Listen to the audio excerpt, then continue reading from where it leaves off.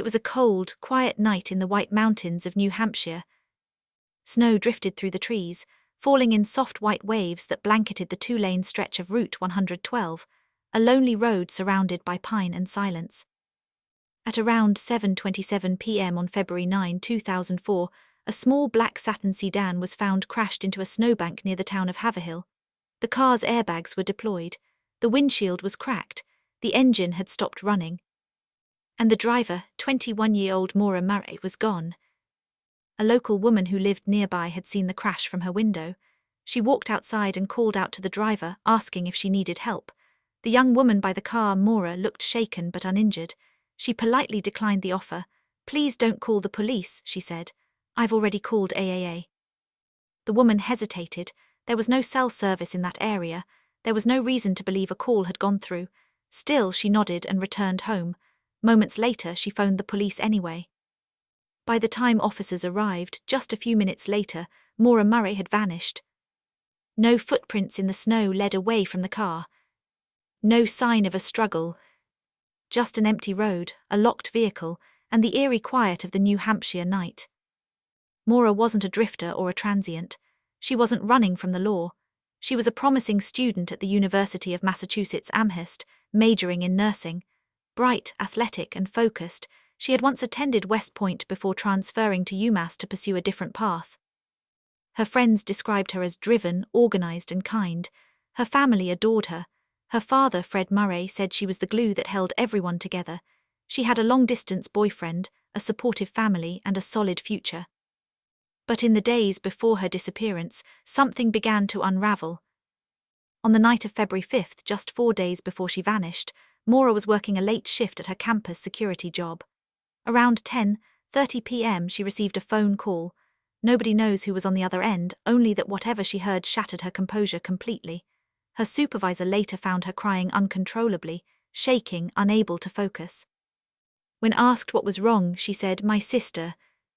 But her sister hadn't called. The next day she spoke to her father on the phone. She seemed fine, though a little distant. That weekend, on February 7th, her father came to visit. They spent Saturday looking for a new car for Maura, then went out to dinner. She borrowed his Toyota Corolla that night to go to a small party near campus. On her way back to his motel around 3 a.m., she crashed into a guardrail. The damage was minor. She wasn't intoxicated and no charges were filed, but she was visibly upset. Her father told her not to worry. They'd handle the repairs later. The next morning, they had breakfast together before he drove back home to Massachusetts. He didn't know it would be the last time he ever saw her. On Monday, February 9th, Maura sent an email to her professors saying there had been a death in the family, and she would be gone for a few days. There was no death. She also called her boyfriend, leaving a message that simply said, "I love you." Then she packed her dorm room, removing pictures from her walls, folding clothes neatly into boxes, and leaving some personal belongings behind. She printed out directions to multiple locations in Vermont and New Hampshire, remote, rural areas surrounded by mountains. At around 3:40 that afternoon, she withdrew $280 from an ATM, nearly emptying her account. Then she stopped at a liquor store where she bought a box of Franzia wine, a bottle of Kahlua, and some beer. At 4:37 p.m., she began driving north on Interstate 91. She called to check her voicemail at 4:37, the last confirmed activity from her phone. No one knows exactly why she left or where she was headed. The drive from Amherst to Haverhill takes about 4 hours. It was cold, dark, and snowing lightly. Maura passed through small towns and winding back roads, alone in the car. At 7:27 p.m., her Saturn crashed into the snowbank on Route 112. A local school bus driver named Butch Atwood stopped to help. He asked if she needed assistance, and she told him no, she'd already called for help. She seemed nervous but coherent. Butch drove home, parked his bus, and called the police. It took about 7 minutes for an officer to arrive. When they did, Maura was gone. Inside the car, officers found her packed bags, her ATM receipts, the box of wine. One of its bags had burst and spilled onto the seats, and maps of New Hampshire. Her cell phone and wallet were missing. The car's windshield was cracked, and both airbags were deployed. But there was no blood, no sign of injury, and no indication of where she'd gone. By the next morning, the search for Maura Murray had begun. Police, volunteers, and K9 units combed the area. Helicopters scanned from above.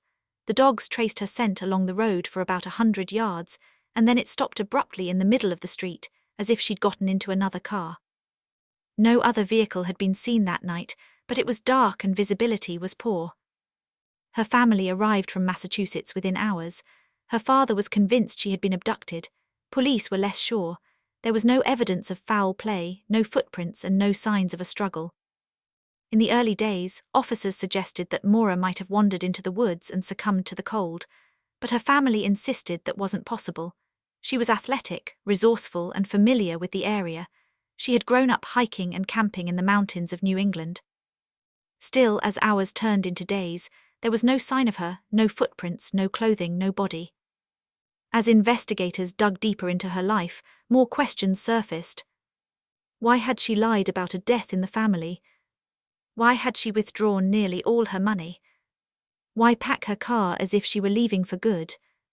In the weeks before she disappeared, Maura's life had been under quiet strain. She'd been caught using a stolen credit card to buy food. She had tension with her boyfriend, Bill Rausch, a U.S. Army officer stationed in Oklahoma. Friends said she seemed distracted, distant. Yet none of that explained why she would drive hundreds of miles alone, only to vanish within sight of her destination. Phone records later revealed she had searched for directions to the White Mountains, as well as articles about lodges in Vermont and the effects of alcohol on pregnancy, details that fueled endless speculation about whether she might have been running from something more personal. But what exactly, that remains unknown. Years passed. Investigators followed countless tips, sightings from Vermont to Canada, but none were ever confirmed. Maura's family hired private detectives. The FBI assisted at one point. Dogs were brought in again. Tracing scents through the woods and across the riverbanks near the crash site. Still nothing. No clothing. No wallet. No body. The road where her car was found remains hauntingly unchanged, narrow, surrounded by forest, quiet even during the day. Locals who live nearby still remember the flashing lights, the helicopters, and the police tape. To this day, no one has seen Maura since that night. Over time, the case became one of the first to capture national attention through the internet. Amateur detectives began analyzing timelines, Google Maps routes, and cell phone records. Online forums dedicated to her case grew rapidly, with thousands of people poring over every detail: the ATM video, the liquor store receipt, the timing of her drive. Some theorized that she planned to start over, escaping a life she no longer wanted. Others were convinced she had been abducted by someone who happened to pass that lonely stretch of highway. A few even believed she might have voluntarily disappeared to begin a new life, perhaps in Canada. But 20 years later, there's been no confirmed bank activity, no passport use, and no communication with family or friends. In 2019, police received an anonymous tip about a potential burial site in a nearby home's basement. Investigators excavated the concrete, searching for human remains. They found nothing. Each new clue led to the same dead end. Today, the crash site has become a kind of memorial. Travelers leave flowers, coins, and ribbons tied to trees. A wooden cross stands near the spot where her car was found. Locals say that at dusk, the woods there feel heavy, as if holding onto something that refuses to be revealed. Her father, Fred Murray, has never stopped searching. Every year he drives the back roads of northern New Hampshire, handing out flyers, retracing the same winding path his daughter once took. He believes someone out there knows what happened. Her family still maintains a website and a foundation dedicated to finding answers. They've worked with police, journalists, and cold case experts. Every few years, a new tip emerges: a supposed sighting, a rumor, a confession, but none ever hold up. Maura Murray's disappearance has now become one of the most discussed missing persons cases in America. Books, documentaries, and podcasts have dissected every detail, yet the truth remains out of reach.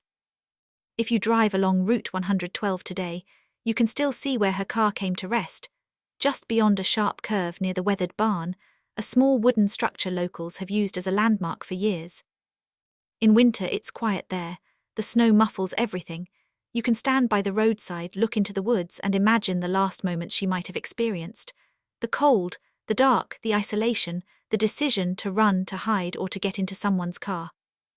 No one can say what she was thinking or what she feared.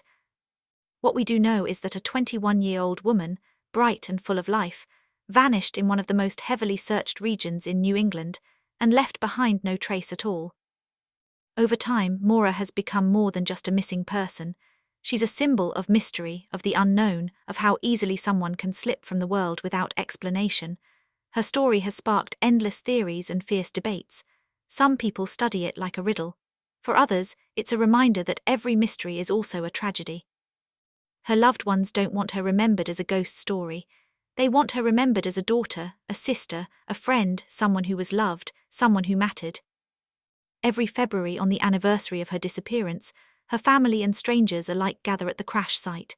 They hold candles, share memories, and promise that they will never stop searching. And as night falls over the mountains, the cold wind sweeps down the road, whispering through the trees, as if carrying her name through the silence. Maura Murray, the girl who drove into the mountains and never came back. The road remains, the car is gone, the questions endure. And somewhere beyond the snow and the shadows, the truth waits, still hidden, still silent after all these years.